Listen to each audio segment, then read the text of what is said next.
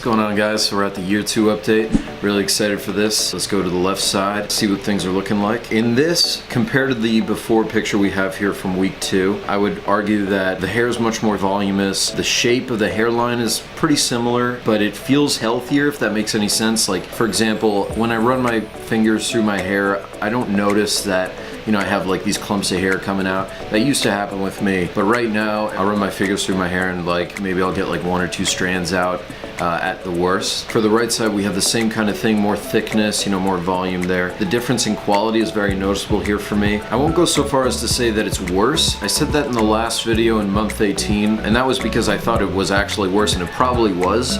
But at this point, at the 2-year mark, I think I've finally been able to revert back to about the same kind of hairline shape that I was at in week 2. And this is because of like various things that I've done to improve my health. Onto the crown.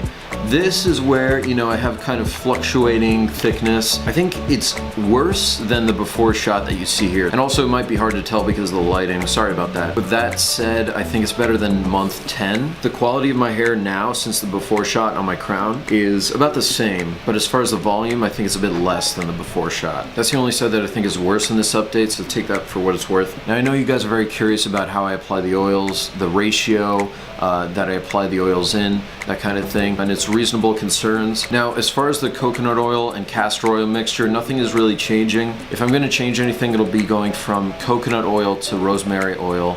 And I'm definitely keeping the castor oil because of just how well known it is for helping with hair health and potentially hair regrowth. But in any case, right now with coconut oil and castor oil, I use 3 parts coconut oil and 1 part castor oil. So that means 75% of the mixture is coconut oil, 25% is the castor. I'm gonna bring you guys back to the week 29 update here where I was applying the oils. I show you how I kind of massage it in my scalp. The only difference from this kind of demonstration to what I do now is I literally do this exact same thing but bent over and upside down because I like to get the blood flow going to my scalp, get those nutrients up there. I think it helps even more so. And speaking on that basis, I've been massaging my scalp a lot more at night before bed because I think it has really improved the quality of my hair overall in a very short period of time, to be honest. That's one of the things I would recommend you guys do. I think it's one of those secret weapons. I think it has similar but not as profound results as using the derma roller.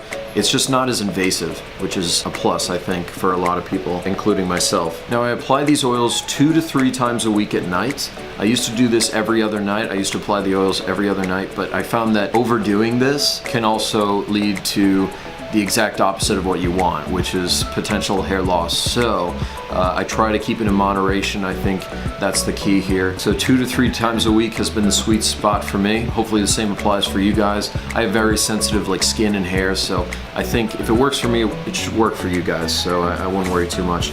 Now, as far as the shampoo and conditioner I use Shea Moisture for when I clean out the oils in the morning. So I have these oils in my hair all night, anytime I apply it.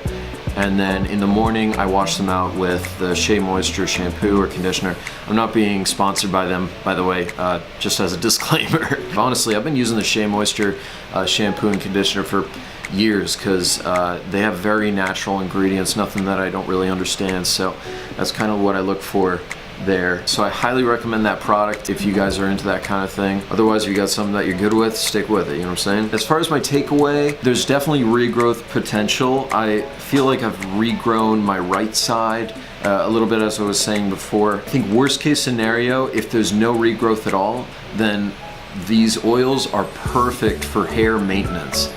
So, and also I was talking earlier in the video about how I have improved my health to also help with the right side growing back a bit, and that has been in regards to my exercise regimen. I've been running a lot more, I think, to allow for your body to sweat a bit more. It's kind of like, I've heard the saying where sweating from exercise is kind of like getting a mini facial, where, you know, you're kind of cleansing your pores and so on, which is why I think you should be showering off the sweat pretty soon after you work out. So that's important to know.